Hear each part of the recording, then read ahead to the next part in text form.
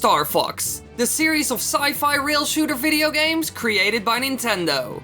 It's an outer space adventure and all of it started in 1993 with the very first Starfox game called, Starfox. Yeah, they weren't that creative, I guess, but everything starts simple, right? Facing the wrath of an evil, ape-like emperor, the Fox McCloud and his team must battle their way through the Lylat system to put an end to the emperor's madness. After this, they created Starfox 64. But this wasn't the original plan.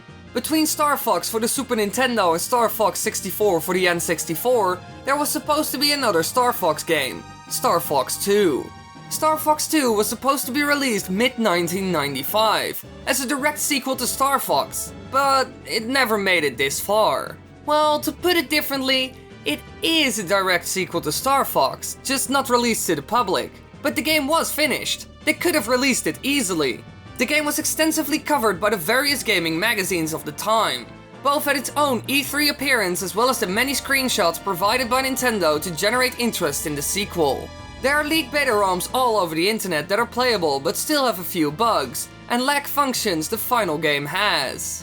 Usually we're talking about what a game had, but Starfox 2 was completed with an entire quality assurance session implementing all the wanted features. Nintendo announced that it was cancelled but finished it anyways and got it tested to fix bugs. But why? Well, we'll come back to that. First, why was it even cancelled? The reason for the game being cancelled is the N64 itself. Miyamoto didn't want the 3D release to happen too soon before the N64's release. This was 1.5 years before the release of the title.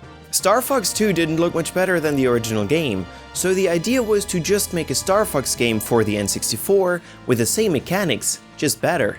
However, Starfox 64 didn't get anywhere close to Starfox 2. A lot of the concepts went unused, and the original feeling that Starfox 2 was supposed to deliver got lost entirely. The so-called step forward in its genre that Starfox 2 was supposed to have came to a halt.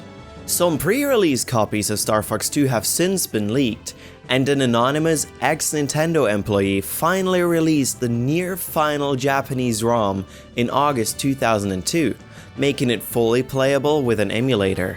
It is the only cancelled title in the series with the furthest known development. So let us talk a little about the game itself.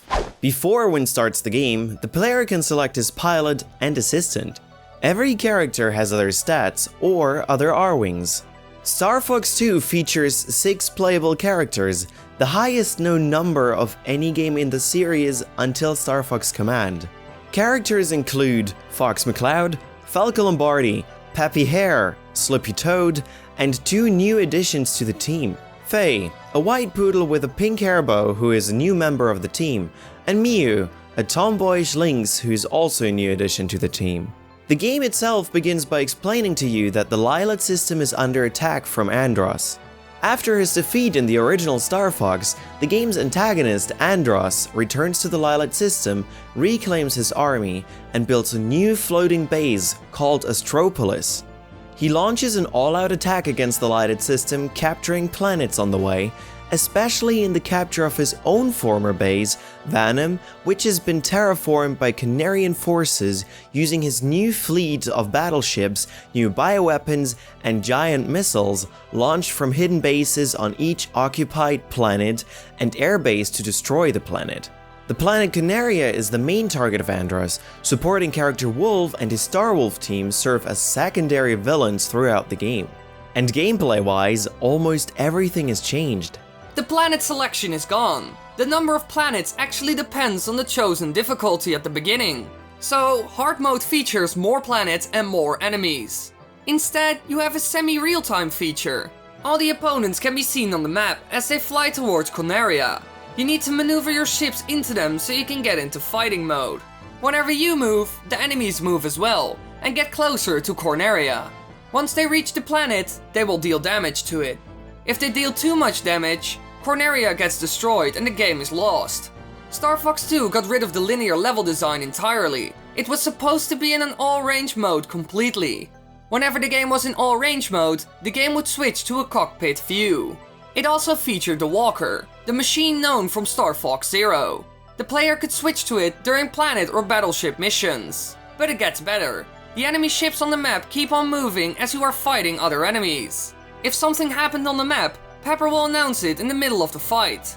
Unfortunately though, the final fight wasn't completed in the leaked version, and he doesn't even deal damage to the player. But why am I talking about the leaked version? Well, that's because the game was entirely finished after it was cancelled. It is completely playable and still in the hands of Nintendo. But why would they do this? Well, that's simple. All third-party developers working on Star Fox titles can get their hands on Star Fox 2 to play it, and eventually get ideas or inspiration. For example, it was used for Star Fox Command when it was in development. So essentially, they completed it to give game developers an idea on what Star Fox is, and give them new inspiration for the Star Fox game they will make. So in the end, Star Fox 2 was actually a really good game, and had some great features, but Nintendo didn't release it, sadly enough. Welcome to the end of the video, Cadet. Be sure to click that subscribe button so you get notifications for future missions you need to be a part of. With missions, I mean more cool videos. And be sure to click the other annotations on the screen right now to watch more videos. That's an order.